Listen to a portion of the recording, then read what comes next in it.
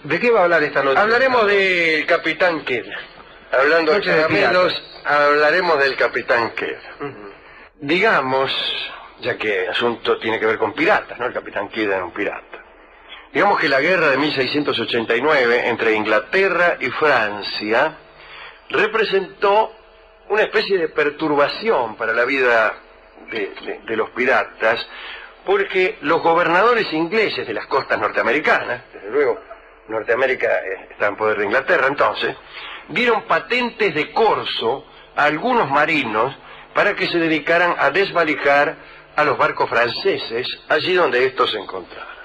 Muy bien, pero este privilegio dio una extensión inusitada a las actividades de la piratería e incluso extendió el campo de operaciones, porque estos tipos con patente de corso andaban no ya por el Caribe, sino por todo el mundo, buscando barcos franceses para asaltarlos y saquearlos. Partían generalmente de Boston y llegaban hasta el Océano Índico en sus correrías contra los barcos mercantes de Francia. Salían de las costas norteamericanas, que insisto eran de Inglaterra, porque había una guerra entre Inglaterra y Francia. Y así, piratas ingleses con credenciales en regla pusieron proa al oriente, o quizá al occidente, a saber por dónde habrán ido, por qué océano, y andaban ahí asaltando barcos. Este deslizamiento hacia los mares del oriente dio lugar a la creación de un refugio pirático en la isla de Madagascar.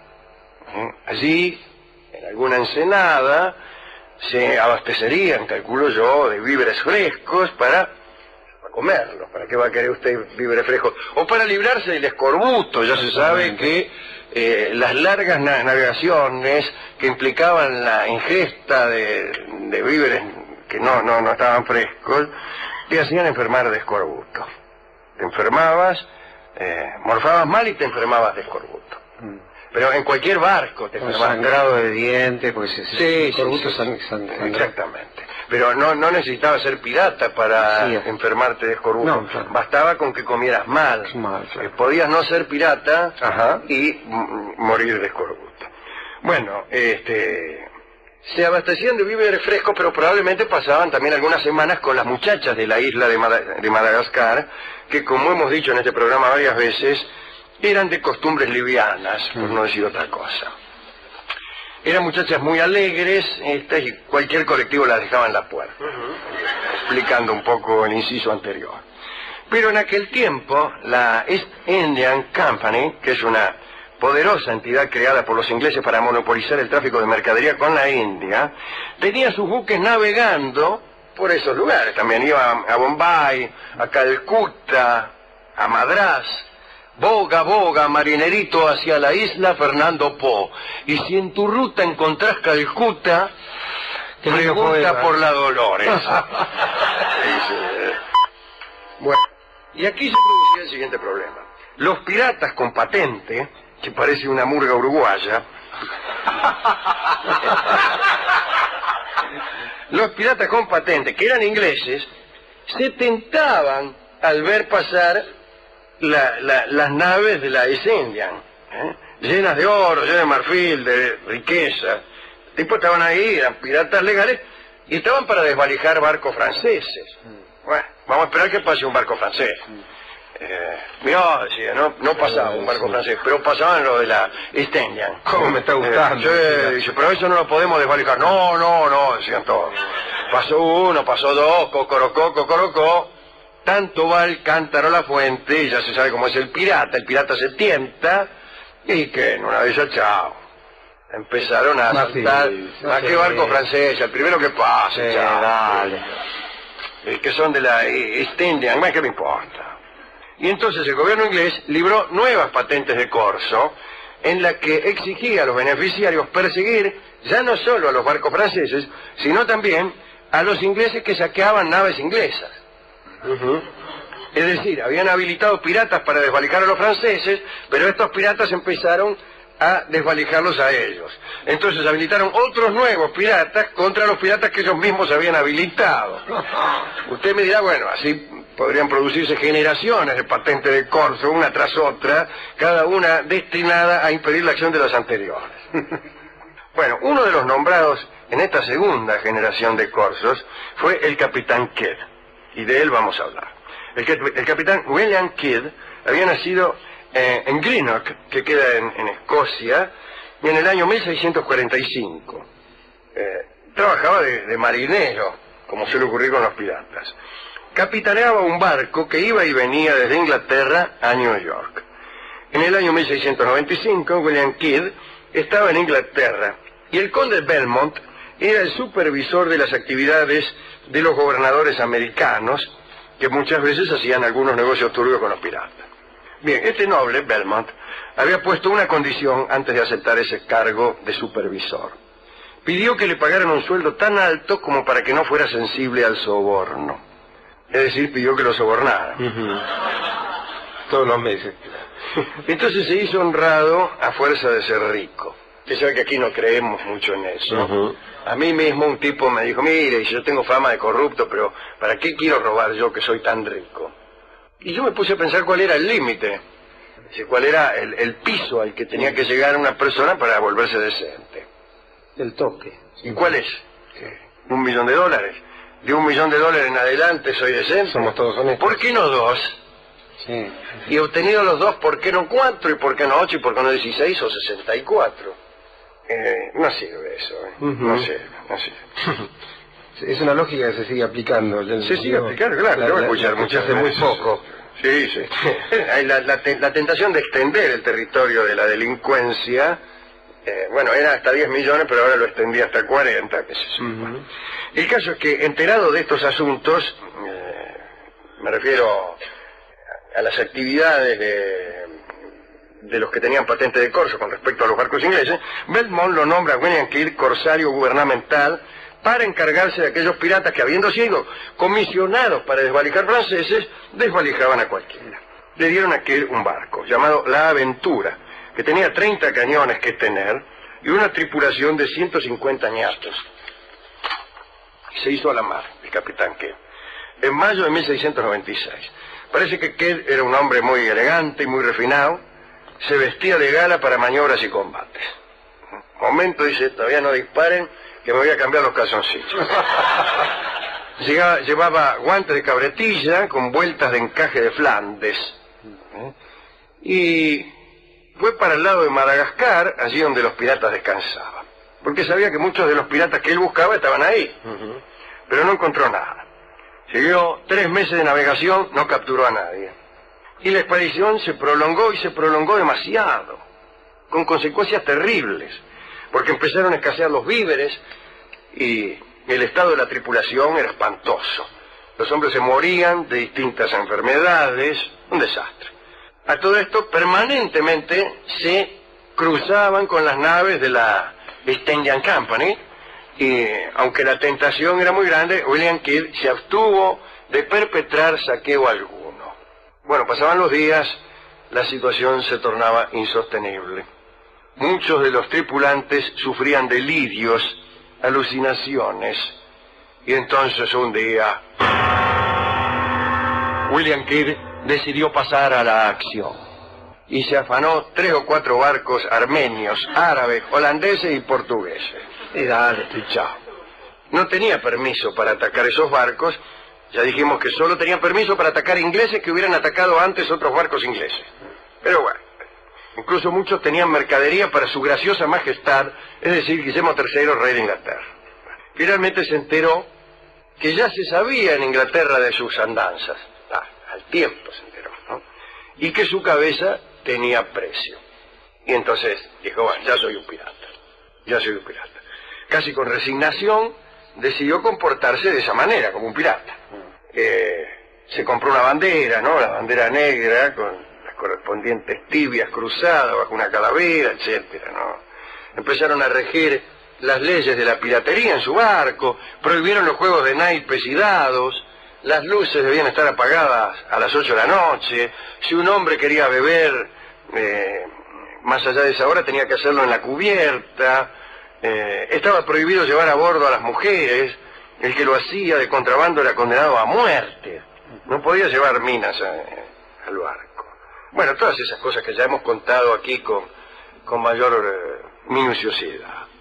Tiempo más tarde, Kidd dio caza a un barco holandés y ya como sabía que era pirata, resolvió incluso sobreactuar.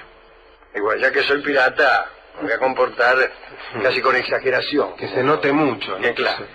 Y se le ocurrió colgar a la capitana del barco holandés, lo capitaneaba una mina, del palo mayor. Después ordenó a los tripulantes apresados que se presentaran frente a él uno por uno. Los interrogó y como no entendió el idioma, los condenó a muerte a todos. Una indignación lingüística le argumentó. Claro, el tipo llamaba a los holandeses, los holandeses le decían cosas que él no entendía, y era bueno, loco, ese que me estás provocando. A caminar por la planchada, Como es clásico, esto le ponían un tablón como una especie de trampolín que daba al mar, y ahí los hacía saltar a todos. La planchada. En ese momento, el cañonero mayor de Kidd, de nombre Moore, levantó la voz y se quejó por la muerte de estos hombres. «Tenga mano», dijo. Y el capitán Kidd agarró un balde que tenía por ahí y se lo rompió en la cabeza, de modo tal que lo mató. Le partió el cráneo a Moore de un baldazo. No. De un baldazo. Desde aquel día, William Kidd se volvió loco completamente. Ya no solo la culpa por la capitana holandesa y los tripulantes lo obsesionaban, sino aquel hombre que había matado de un baldazo. Cada vez que oía hablar de un balde, que por suerte no ocurre mucho, ¿no? Sí, no. Es una palabra. Le agarraba un ataque de locura al capitán Kidd. Por ejemplo, no le podía mostrar un balde, porque empezaban por ahí a los saltos y a los tiros. Curioso, ¿no? En una ocasión parece que estaba descansando en una litera y como tenía calor, llamó a un marinero para que le trajese agua para lavarse y el hombre naturalmente le trajo el agua en un balde. ¿En qué se la va a traer? Claro, en un dedal. ¿Cuánto te trae? Y Kidd lo miró con los ojos desorbitados y lo corrió para matarlo. Al final parece que se salvó el tripulante. No se salvó porque lo desembarcó en un islote y lo dejó solo, con un fusil, una botella de pólvora y un balde. Un balde con agua. Tal vez el mismo balde, digo. En abril de 1699, William Kidd decidió viajar a América para hacer una defensa legal de su caso. Y marchó a Boston e intentó ver al conde de Belmont, aquel que lo había nombrado. En realidad formaba parte de su bagaje de locura, ¿no? Porque era seguro que lo iban a colgar al niato. Y fue. Se presentó, buenas tardes, vengo a defender mi causa. Defendió su causa y lo mandaron detenido a Inglaterra. Perdió. En mayo de 1701 compareció ante el Tribunal de Londres él y 9 hombres más de su barco. Los cargos eran saqueo ilegal y homicidio. Lo condenaron a muerte. Lo colgaron a orillas del Támesis el 23 de mayo de 1701, es decir, enseguida, en el mismo mes del juicio. Su cuerpo encadenado de pies a cabeza quedó ahí colgado por 2 días. No sé para qué. No por olvido, sino para que la gente entendiera que no convenía ser pirata. Con el tiempo, un rumor persistente hizo creer en la existencia de un tesoro oculto. Y a esto quería llegar. Solo a esto. Enterrado por Kidd en el curso de su viaje a América, había un tesoro. No sabemos dónde. Y desde entonces, cientos de ilusos y aventureros se empeñaron en seguir el itinerario del pirata ahorcado, excavando afanosamente por todo el mundo. Se han hecho hoyos en los 5 continentes, mira qué novedad. Lo sospechaba. Pero buscando el tesoro del capitán Kidd. Nosotros aquí, en este programa, vamos a hacer una pequeña expedición para continuar buscando el tesoro de Kidd. Así que recibimos fondos, las donaciones son a voluntad. En esa caja que está por ahí. Vamos a seguir haciendo hoyos hasta que el cuerpo aguante. O hasta que aparezca el tesoro, ¿no? El tesoro del capitán Kidd. En el camino hemos encontrado algunos. Cuando hablé del capitán Kidd, todos habrán pensado en la película El Capitán Kidd, antes la daban por televisión a cada momento. En cada momento daban El Capitán Kidd. Después la cambiaron por otras películas que también dan a cada momento. El papel de Kidd lo hizo Charles Lawton. Enrique VIII. El mismo Enrique VIII. Ajá. Y también Herodes. Sí. Qué utilidad. Y me estaba acordando y tomé nota de algunas películas de piratas, que en un tiempo había muchísimo.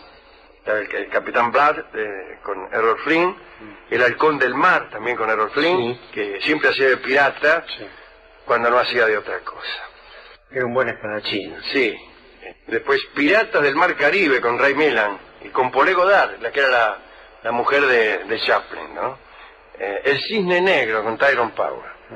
El Pirata Hidalgo, la de Burt Lancaster. Esa famosa, sí. Sí, muy famosa esa, Dicen que en el año 52 filmaron como 35 películas de piratas. Estaba de moda hacer películas de piratas. Y después no hicieron más ninguna. Había una serie, ¿recuerda? Ya por los años 60, se llamaba Los Bucaneros. No me acuerdo. Una serie americana. Pero dejaron, hasta que hicieron ahora una con Johnny Depp. Sí, Piratas del Caribe. Sí, pero... Sí, muy maquillado el hombre, ¿no? Sí, papirata. Yo me lo confundí. Como no era que no se podía. Claro, sí. Sí, muy maquillado, un poco desagradable. Pero ahora ya no hacen tantas películas de piratas, pero porque les gustaba hacer películas. Eran todas iguales, ¿no? Tipo ahí, una camisa. Y hay una de una mujer pirata que daban siempre, que no me acuerdo cómo se llama. Sí. Qué raro, ¿no? Pues si estaba prohibido meter mujeres en el barco, en las películas piratas estaba lleno de mujeres. Siempre los tipos una roña tenían y la mina empilchada como para ir a la enramada. Unos escotes así de enjuagaditas, puntillas, satenes, qué sé yo, Virginia Mayo, todas esas minas, Patricia Medina. Bueno, minas que desaparecieron junto con las películas de piratas. Y los nietos, y las minas que entraban en esta creo que era la hija del Capitán Blood, una de esas. También, sí. Y bueno, y ahí estaba el pirata Barba Negra, amigo de este programa, aquel que prendía la mecha de los cañones con la barba, porque tenía en la barba varios yesqueros ardiendo, o varias mechas ardiendo. ¿Te imaginás? Tipo, y prendía los cañones con el fueguito de la barba. Y todos dicen que le tenían miedo por eso. No, tenía miedo porque te liquidaba. No porque tenía la barba con fueguito. Esa es una gilada. Tipo, te colgaba del palo mayor. Sí, claro. Porque tenía la barba larga. No tengo 5 años. No me dan miedo las barbas largas. Me dan miedo los piratas que te enfocan el cañón ahí y te tiran un tiro. ¿Qué me importa un tipo con la barba larga? ¿Usted qué prefiere? ¿Ver un tipo con la barba larga o uno que le vuela la cabeza de un pistoletazo? Sí, por muy lampiño que fuere. Claro, déjeme. Bueno. Qué cosa, ¿no? ¿A quién quiere dedicar esta charla? Digo, ¿cómo a veces no se aprende de la historia? Pensaba Alejandro, ¿no? Digo, porque algo parecido a lo que le ocurrió a los ingleses con los piratas le ha pasado a otra nación bastante importante, bastante amiga de los ingleses también, con especies de delincuentes que ellos arman para atacar enemigos y se le vuelven en contra, ¿no? Sí. Y lo sufrimos todos. Pero bueno, vamos a dedicar esto a las muchachas de Madagascar, que parece ser que marcaban 1.40 la milla. Sí, del carácter que a nosotros nos gusta. Sí, a los muchachos honestos que hemos conocido a lo largo de nuestras vidas y que no eran honestos porque tenían $1 millón, sino porque solamente eran honestos. Exactamente, sí. Y al amigo Moore, que de algún modo cuando levantó la mano y ligó el baldazo... la mano y la ligó por defender a... Nos remite a nuestro querido Sargento Cruz, de alguna manera. Está muy bien, no voy a permitir que maten así un valiente. Exactamente. Señores, vamos a escuchar, hemos buscado tangos de piratas y no hay. Salvo el tango pirata, que haces pirata sentado en la vereda, pero no lo tenemos. Sí. No lo conozco, Y hemos elegido, en atención a este episodio en el que Kidd regresa a Inglaterra para hacerse juzgar, el tango que se llama De vuelta al Bulín. Es un tango muy lindo y que seguramente ha sido compuesto pensando en un pirata que regresaba para defender su causa. Lo escucharemos por Ciriaco Ortiz y Ubaldo de Lío. Un dúo de bandoneón y guitarra muy poco difundido. Ciriaco Ortiz es un legendario bandoneonista cordobés. Y desde luego Ubaldo de Lío, un amigo de este programa que por lo general es oído en compañía de Horacio Salgán o el Quinteto Real, ¿no?